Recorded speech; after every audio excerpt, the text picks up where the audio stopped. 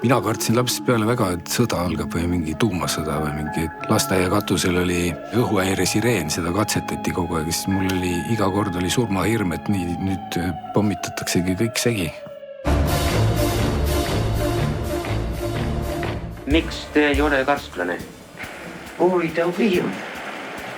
See oli kogu Nõukogude Liidus niimoodi, et kõik jõid, ülemused jõid, alluvad jõid, kõik jõid absoluutselt, on ju. Vabastagem suur Afgaani hõim, et saaks uusi perspektiive luua rahva võim. Nõukogude sõjaväes hakati Afganistani saatma inimesi, kus siis väga paljud tulid nii-öelda tinakirstust tagasi, ehk siis said surma lihtsalt, on ju, ja no üleüldse ei tahtnud keegi sinna Nõukogude armeesse eriti minna. Kõllava lauluga läheme rühm, püsti on pead, sirged on rea. Ei tahtnud Vene sõjaväkke minna, ei tahtnud Afganistani pääseda, siis oli selleks üks tee, hullumaja.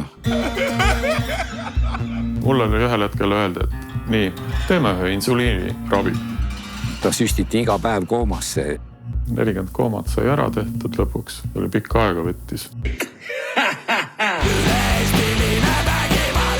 Ütleme, jõustruktuur on selle ülekohut teinud.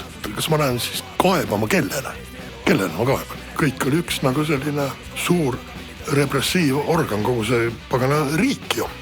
Ilmselt me sellepärast nii palju jõimegi, et tegelikult me olime üsna arad. Siis oli vaja julgust võtta. Ma kujutan ette, et kui me seda bändi poleks teinud, siis me oleksin kõik tavalised alkohoolikud olnud. Lukil oli üldse kombeks, kui kontsert hakkas tulema, siis hakati nagu paar nädalat enne hakati juba vaikselt eufooriast nagu napsu võtma, et kohe tuleb kontsert. Mina pole näiteks enam roheline, olen lilla. Midagi kogu aeg vedas alt, et esinemine algas jootekolviga ja Ivo ja Villu rahva üles kütmisega, et kohe-kohe saavad valmis.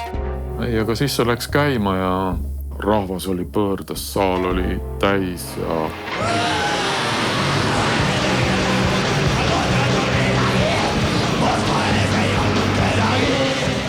Ma küsisin Raivolt, kuule, et kas me saame nüüd kuulsaks? Ühel hetkel olid mendid kohal ja kui mõni sealt summast ikka natukene eemaldus, see kongi topiti ja lupja läks. Pärast esimest kontserdi siis olime kohe keelatud bänd ja KGB lektor Konovalov käis mööda koole, näitas meie pilte. See oli täielik reklaam. Tänapäeva kapitalistliku maailma unistus, et võimu esindajad käivad ringi ja räägivad, ärge sinna kontserdile minge. Seal juhtub õudseid asju. Peagi ei olnud Tallinnas enam ühtegi kooliõpilast, kes ei teadnud Lukit.